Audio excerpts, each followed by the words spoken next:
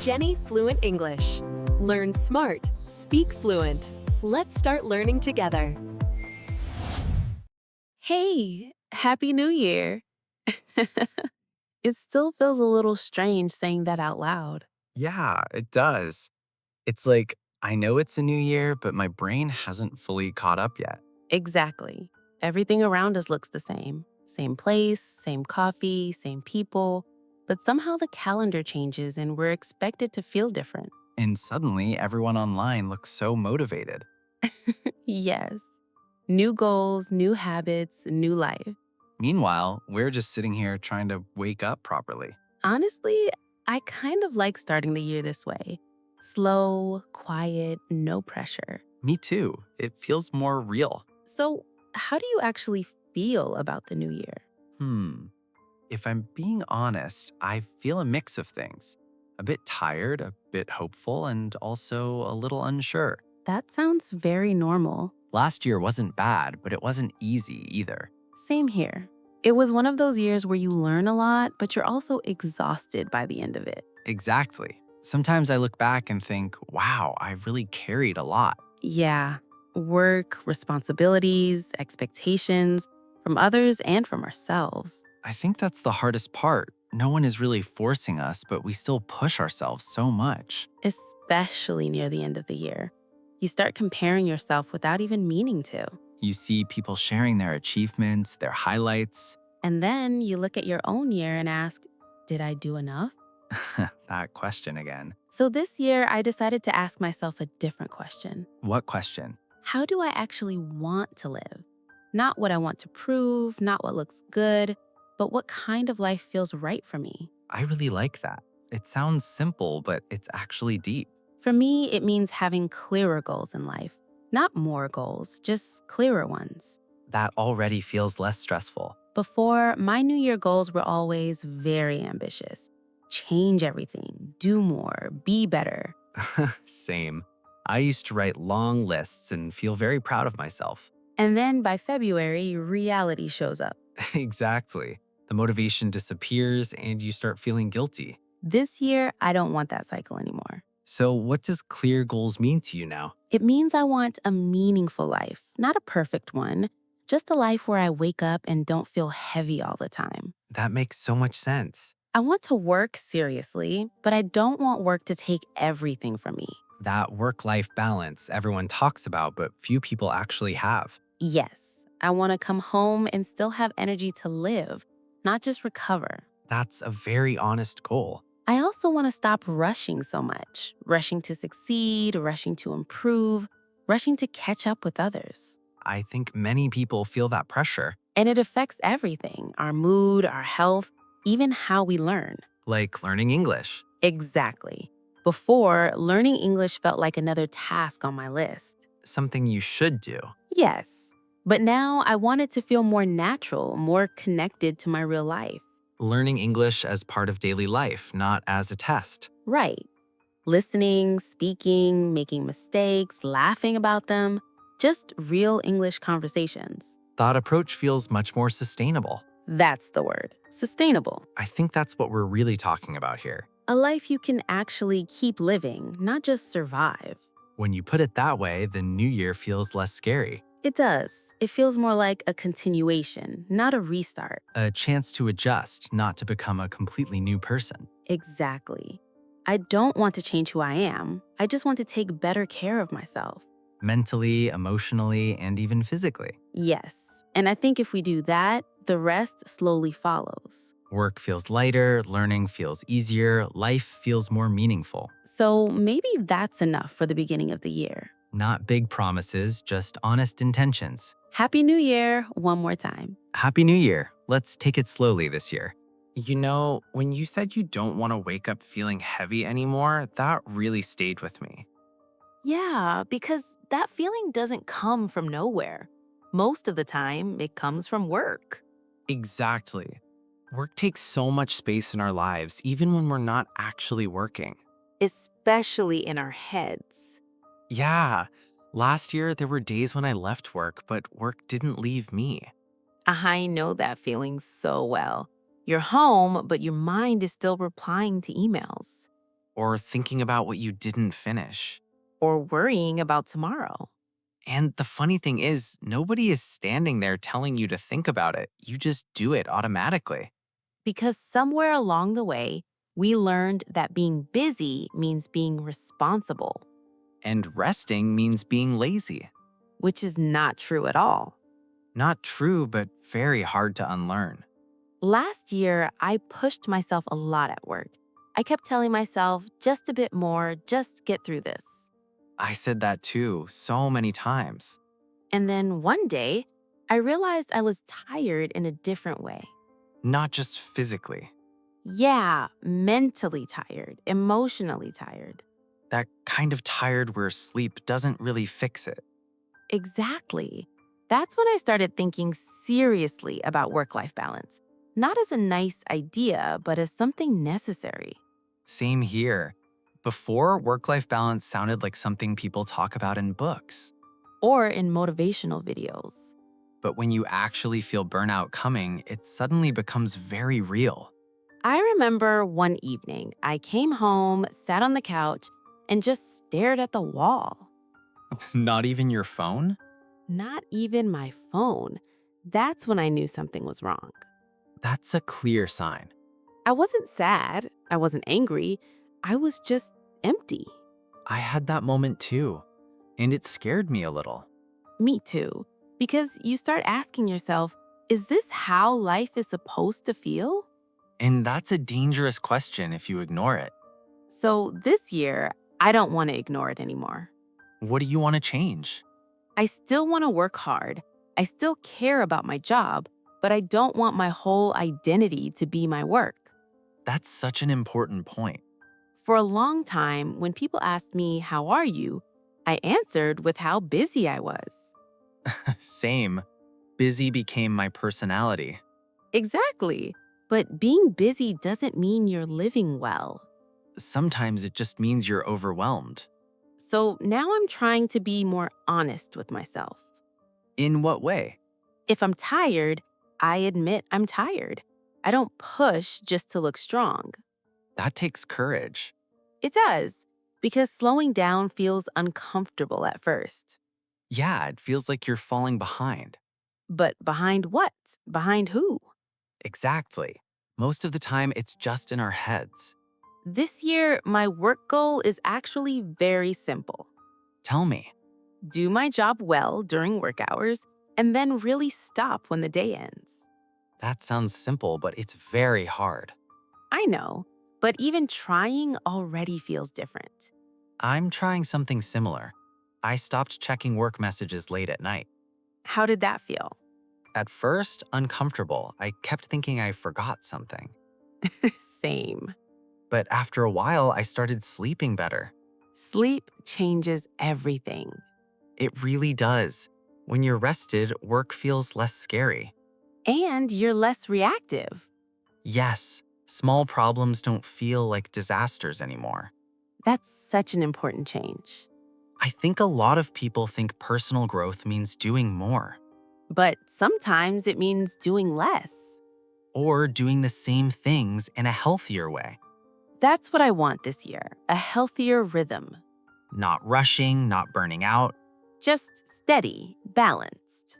Talking about this makes the new year feel more realistic. Yeah, not magical, just human. And honestly, I like that much more. You know, when work starts to feel lighter, even just a little bit, I've noticed something else changes too. What changes? Learning English doesn't feel so heavy anymore. That's so true.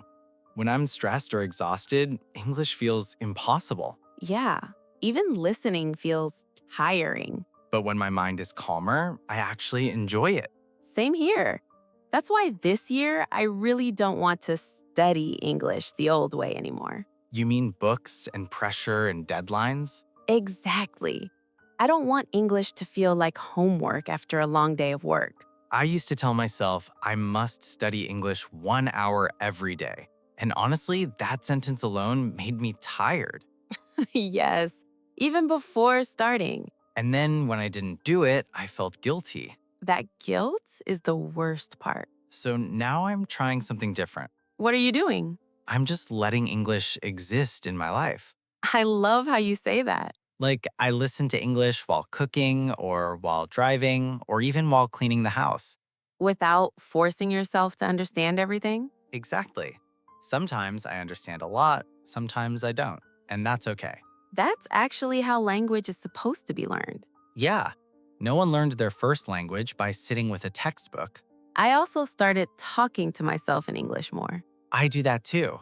At first, I felt a bit silly. Same. I was like, why am I talking to myself in the kitchen? But then it became normal. Now I just describe what I'm doing. I'm making coffee. I need to reply to this email. I'm tired today. That's real English. That's English for daily life. And it doesn't feel stressful. Do you remember when making mistakes used to scare us? Oh, yes, very much. I used to be so afraid of saying the wrong thing. Me too, especially at work. I remember one time I wanted to say, I'll get back to you later. Uh-oh. But I said something completely wrong. What did you say? I said, I will come back you later. That's actually kind of cute. At that moment, I wanted to disappear. Of course. But the other person just smiled and understood what I meant. That's the key, isn't it? Yes, communication is not about perfect English. It's about being understood. Once I realized that, I felt much more confident. Me too. Now, when I make mistakes, I usually laugh. Same. Last time I ordered food, I mixed up two words and got something completely different. Did you eat it? I did. And honestly, it was fine. Those moments actually become good memories. They do. They make learning English feel human. Not clean, not perfect, but real. That's why I think learning English naturally fits so well with this New Year mindset. Clear goals, less pressure. And more consistency. Yes, even 10 minutes a day is enough. Better than one intense week and then nothing. Exactly. English is not something you finish. It's something you live with. I think many people listening right now need to hear that. Yeah, you don't need to be fast. You just need to keep going. Little by little. And when you connect English with your real life, it starts to feel meaningful. Just like everything else we're talking about. Work, balance, learning. They're all connected And when they connect, life feels less stressful. and more enjoyable. Talking about this actually makes me feel hopeful. Me too. Not in a loud way. In a quiet, steady way. The kind that lasts longer. You know, when English starts to feel like part of life instead of a task, it reminds me of another thing that changes how I see everything. Travel? Yeah, exactly. That makes sense. Learning English and traveling are actually very connected. They are, because when you travel, English stops being something abstract It becomes very real, very practical. and also very messy. Yes, very messy. I remember one of my first trips where I really had to use English all the time. How did you feel? Honestly, nervous, excited, and a little lost. That sounds about right. I kept checking my phone, checking the map, checking everything twice. I do that too, even now.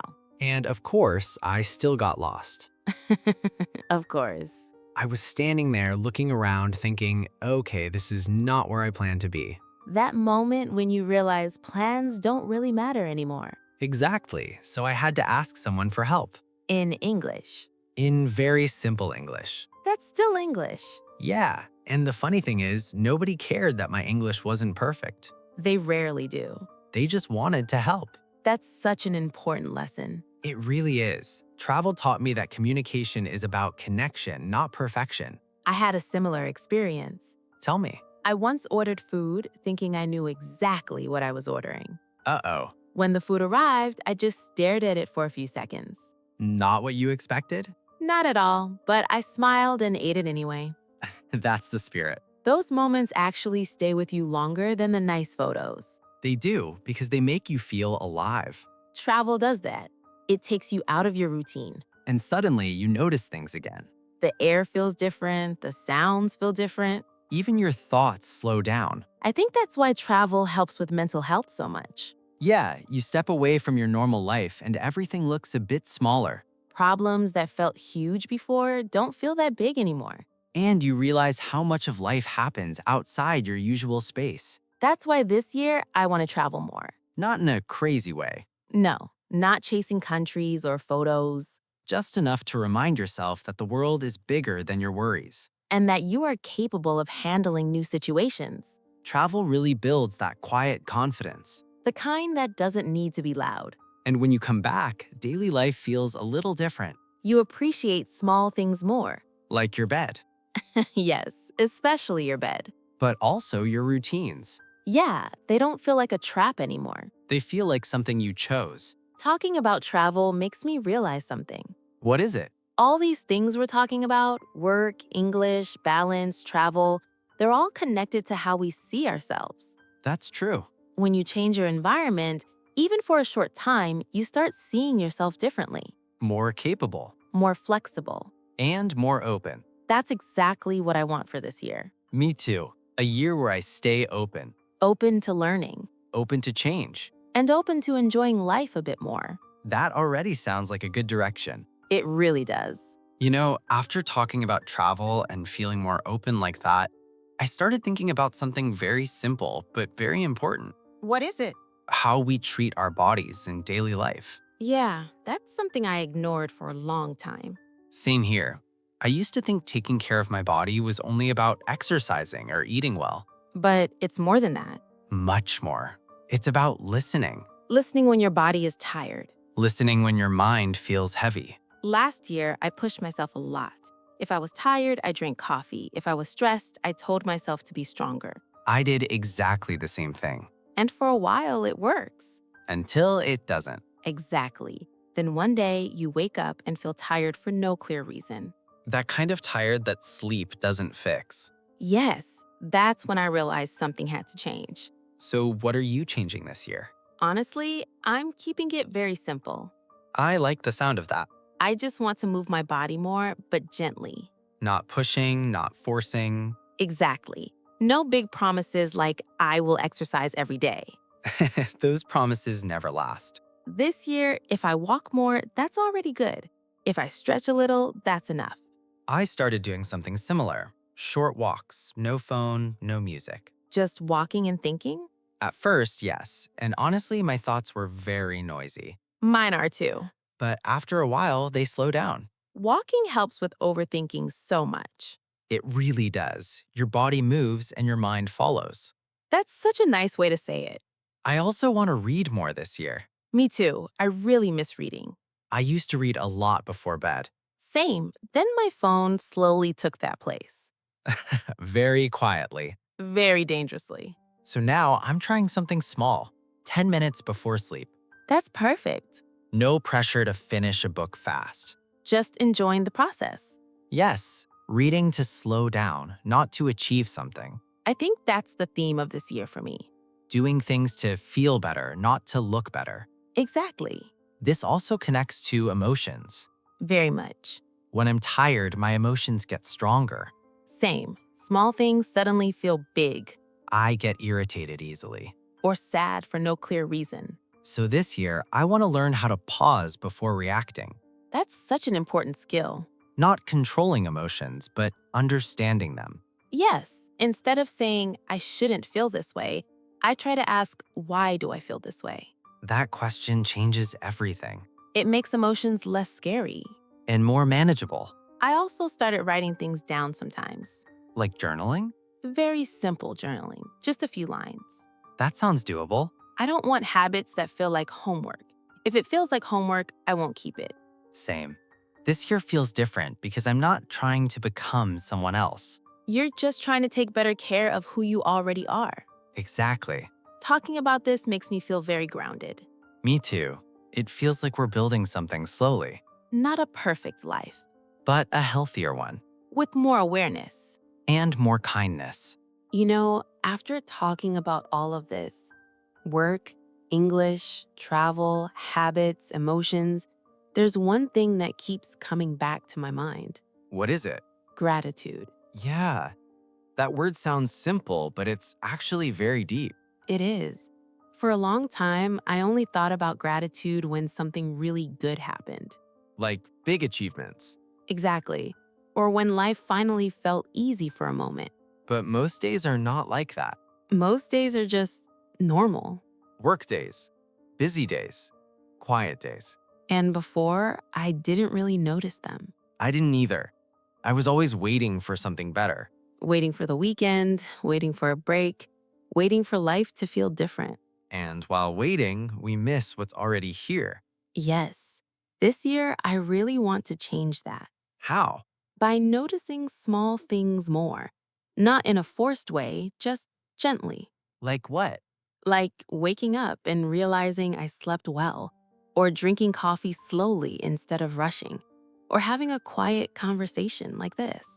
Those moments don't look special, but they actually are. They are because they're real. Last year taught me something important. What did it teach you? That life doesn't suddenly become meaningful one day. It becomes meaningful through small moments we choose to pay attention to. That's such a beautiful way to say it. I also realized I don't need to be happy all the time. Me too. That pressure is exhausting. Some days are calm, some days are heavy, and that's okay.